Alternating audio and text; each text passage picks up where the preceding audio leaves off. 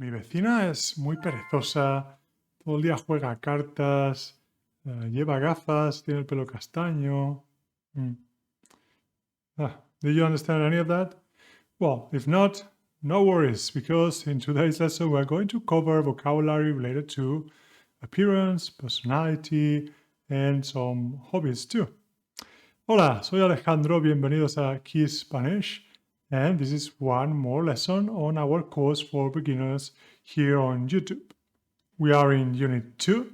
This is the second lesson. Our goal on the unit is to be able to introduce our best friend and describe his or her personality and appearance. In the previous lesson, we discussed different social relationships, la pareja, la familia, los amigos, los compañeros de trabajo, and we did not describe one that is going to be the main topic of today, which is los vecinos. What does that mean? We will see. Today we're going to focus on describing the appearance and the personality. And today we're talking about neighbors, in particular Sergio's neighbors, which is vecinos. That's what vecinos means. La vecina, el vecino, my neighbor, or my female male neighbor. And if you remember, Sergio lived in London for a year as John, and John shared some pictures of his loved ones with Sergio. And one of them was his brother, su hermano, which happens to be or was the neighbor of Sergio when he was in London. Right? What are the chances? And we are going to meet several of Sergio's neighbors. Again, this activity serves as context to introduce vocabulary around personality, appearance, and also some hobbies, but today's topic is mainly appearance and personality. So I'm going to read a short description of each of these neighbors. Remember, with any reading activity, you can pause the video, read at your own pace. First, I recommend reading at my own pace for pronunciation and just focusing on the sound. And then pause the video and look carefully at the words if you need to. So I'm going to read first about Edu Peña. Edu Peña es español, está casado, tiene los ojos oscuros, toca el piano y hace fotografías. Es muy callado. We're not going to focus on the meaning of words for now. Because if you don't understand, that's it. We're going to keep moving and explore the meanings later in more detail. Another neighbor is Muriel Bing, es inglesa, lleva gafas y es viuda. Está jubilada, juega las cartas, tiene un gato, es muy cariñosa. More descriptions. We're talking about nationality, some aspects of the appearance, some things she likes doing, and again, personality. Luna Su es hongkonesa, está soltera. Es un poco perezosa, pero buena persona. Es guapa y juega al ajedrez. Don't worry if you don't understand these words. Just focus on reading along with me. Focus on the sounds. If you understand some words, great. If not, that's good too. Travis Smith, el hermano de John, John's brother, es irlandés. Está soltero y tiene barba. Es conductor de autobús y juega al fútbol. Es tímido, pero muy trabajador. Let's keep reading with the bigger screen so maybe you see it better. Son nigerianos, los hermanos Oberogo. Ella estudia Derecho y él baila en un musical. Ella es alta e inteligente. Él es bajo, es muy divertido y social. Más vecinos, more neighbors. La familia Mahmoud es siria. Son padre, madre y una hija. Los padres, you know this word, we saw it in previous lessons, in the previous one in particular, the parents, que son abogados, son un poco serios, y la hija es un poco antipática, es morena. Familia Spark, son padre, madre y dos hijos, son polacos. Él es electricista y ella cocinera y viajan mucho, son rubios y altos. And the last neighbor is Eloise Leakey. Es inglesa y es la portera. Está divorciada, es muy independiente. Come mucho y duerme poco. Es tranquila y simpática. Okay, now is a good time to pause the video if you need to and read at your own pace and try to decipher some of the words in the text. I want to reiterate that you don't need to understand all of it. And this is a habit you need to get used to as a learner, not understanding parts of what you are reading or hearing. You need to infer by context, you need to get by with the main ideas, especially when you are a beginner, because it will take a long time for you to be part of conversations where you understand every word. So the sooner you get comfortable with this ambiguity, this not knowing what something means, the better. Okay? But we are going to focus on most of the vocabulary that we have just read. But it's lots of it, right? We talked about nacionalidad, profesión, estado civil, carácter, aspecto físico y aficiones. We cover lots of vocabulary. And when that's the case, I recommend using like diagrams or any way of categorizing or grouping words together for you to remember them. This is much easier than just trying to memorize random words here and there. If you group them, organize them, it doesn't have to be according to these categories, right? You can organize them as whatever you want, by nouns, by verbs, by context, or however you please, but some kind of organization of vocabulary helps you retrieve it much, much better. And now let's look again at the text. And I'm going to ask you to give me 3 more words related to nacionalidad that appear here. Pause the video, give yourself maybe 15 seconds, and see if you can give me 3 more words about nationality. Okay, 3 more examples. There are more, but 3 of them are nigerianos, la familia Oberogo, los hermanos Oberogo, polacos, familia Spack, or irlandés, Travis Smith. So from Poland, Nigerian, or Irish, some examples of nationality related to vocabulary. Now let's see if you can give me vocabulary around professions in this text. La profesión. Conductor is one. This Travis Smith is conductor, which is driver. 3 more could be estudiante, los hermanos Oberogo, right? One studies law, so it's estudiante. Then you have cocinera, cook, and la familia Mahmoud son abogados. They are lawyers. Other professions here is la portera, person at the door in a building, like a clerk of a building. And also you have jubilada, which could be considered a profession, which is Muriel Bink, is retired. What about the estado civil? Estado civil means marital status. One is divorciada. We have Eloise Leakey es divorciada, or está divorciada. Both work. What other marital status, estados civiles, we have in this text? We have someone soltero. Travis Smith está soltero. Luna Zhu está soltera. We have casado. Soltero is single. Casado, married. Divorciado, divorced. And viuda, Muriel Bink es viuda, is widow. Okay? So vocabulary now to describe character. One of the main focus of this lesson. We have tímido is shy. What other words related to character can you find in this text? Give yourself again 15 seconds, pause the video. We have someone that is trabajador.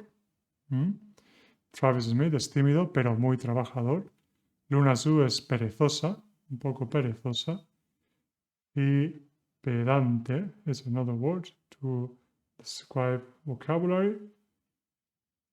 That's actually not in this text. It's a bit tricky. That's a mistake. Pedante is like arrogant. So it could be antipática, like the familia Mahmoud. The kid, the daughter, la hija es un poco antipática. And you have also, perezoso, trabajador, and tímido. And for physical appearance, we have alta, los hermanos Oberogo, ella es alta. And you have bajo, the opposite, alto, bajo, el hermano. Rubios to describe the color of the hair, blonde. And llevar gafas is another vocabulary related to physical appearance. Muriel being lleva gafas, which is to wear glasses. And lastly, we're going to look at vocabulary related to aficiones. We have jugar al fútbol, in the case of Travis, juega fútbol. What other hobbies or ways to pass time do we have in this text? Tocar el piano, to play the piano, viajar, o jugar a cartas, to play cards. You also have juega ajedrez, Luna Su, to play chess. Lots of vocabulary in this text about many things, but again, grouping it makes things a bit easier. This vocabulary around nacionalidad and profesión, we have already seen that in a previous lesson. Estado civil, this is new, and aficiones is also new, hobbies and marital status. And character and physical appearance, carácter y aspecto físico, which are the main focus of today's lesson. Let's take a closer look at much more vocabulary about these two things. So to describe appearance, we can say that someone is moreno, es rubio, es rubia, castaña, pelirroja, o calvo. Okay? So you can see in the pictures, I'm not going to use translations because the pictures should give you the context, and if we can avoid the translation, well, that's better. Then you can also describe the appearance of the facial hair. So puede tener o llevar, tiene, lleva, has, wears, barba, gafas, bigote, o emperilla. Don't worry about all of these words. This is a lot of vocabulary. You don't need to know maybe pelirroja and perilla are two words that are much less common. So just focus on morena, rubia, barba, the most frequent ones, or the ones that are relevant for you. You can also have short hair, long hair, or curly hair, liso, recogido, with una coleta, ¿sí? Recogido. You can also tener los ojos azules, verdes, o marrones. So we use the verb tener a lot, tiene in the third person. Tiene barba, tiene el pelo corto, tiene los ojos azules when describing people. También puede ser guapo o ser feo. To be handsome or to be ugly. Puede ser alto o puede ser bajo. Y puede ser gordo o puede ser delgado. One thing that is interesting about Spanish that I think is not present in English is this diminutive. This is a suffix placed at the ends of words to diminish the pain of what we are saying, of a pejorative adjective. When we say something that could be a bit offensive, we add ito at the end to make it less offensive, or at least that's the intention. Not sure if it works. So, bajo, you say bajito, or feo, feito, calvo, calvito, gordo, gordito, delgado, delgadito. Maybe the best example to think of it in English is when you say gordo, fat, is very direct, right? And you say está gordito, it's not that it's very good to say, honestly, but it's a bit better, right? Maybe, I don't know, if in English you have a way chubby, or you can say big, or not saying directly, just calling someone fat. Well, in Spanish you can use ito to diminish the damage. But again, not sure how that works in real life, but that's at least the intention. Lots of vocabulary being introduced in this lesson, maybe too much. Again, don't worry, don't focus on learning all of it. But maybe before we go into the vocabulary about character, personality, you can try to use what you learned so far, right? So why don't you leave a comment? Remember, no seas vago, participate with me here in the lessons, describing the appearance of someone you know, the physical appearance. So it can be of an actor, a famous actor, famous person. Just try to use the Spanish you are learning, the vocabulary, to describe the hair, the physical appearance, short, tall, fat, thin, if he wears glasses, whatever it is, choose someone and describe it in the comments, or for yourself, just write it down. But make sure to pause the video, use what you are learning before moving on. Here you have some vocabulary around character and personality. Some of it appears in the text that we just saw about the neighbors of Sergio. Sergio's neighbors, and some others don't, but I think you can guess it because they are cognates or they are pretty close. So I'm going to ask you to tell me, pause the video and read these words carefully, and tell me which ones are positive traits and which ones are negative traits. This is a bit subjective, but I'm curious about your opinion. So again, pause the video, read the words, and tell me which are positive, which are negative. Okay, this is the way I would organize them. You can be simpático, sociable, trabajador, inteligente, optimista y generoso as positive traits. Simpático is likable, nice, sociable, sociable, trabajador, hardworking, intelligent, optimist, and generous.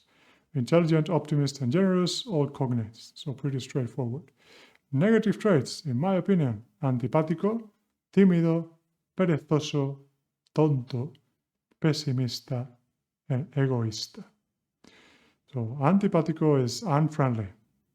Simpático, antipático, they are opposites. So antipático is someone that is rude, is unfriendly, is someone that is not nice to be around. You have tímido, very similar to timid in English, although the most common word would be shy. Perezoso is lazy. It's a synonym to one of our favorite words here in our course, which is vago. No seas vago, no seas perezoso. Perezoso and vago are synonyms, okay? The same meaning.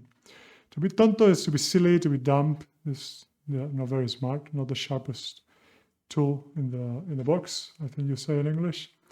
And then pesimista is pessimist, the opposite of optimista. And egoísta is selfish, it's not egotistical, that's egocentrical, it's a false friend. So egoísta is closer to selfish. I asked you before to describe physical appearance of someone in the comments.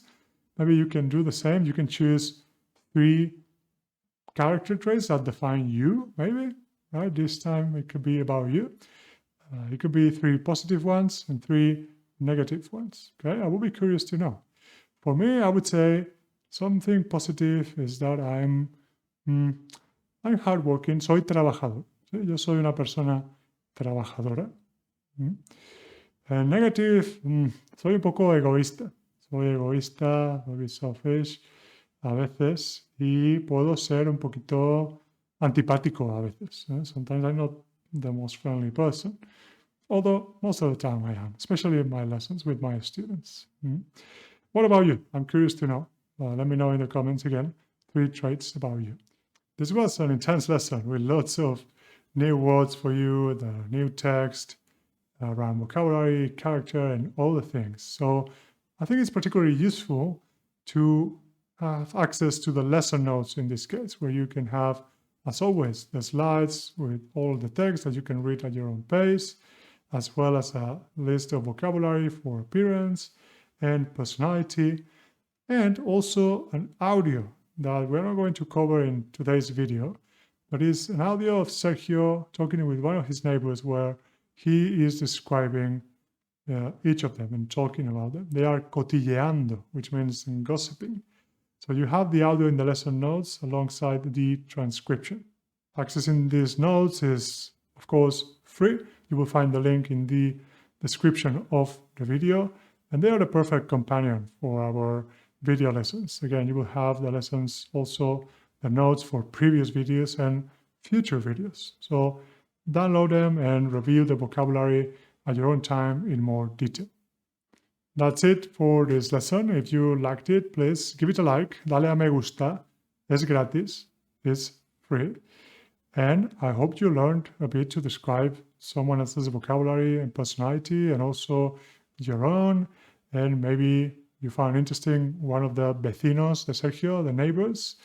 If so, make sure to subscribe also to the channel so you don't miss out any of the future lessons in Unit 2 and beyond, and click the notification bell. Thank you as always. Soy Alejandro de Key Spanish y nos vemos en clase.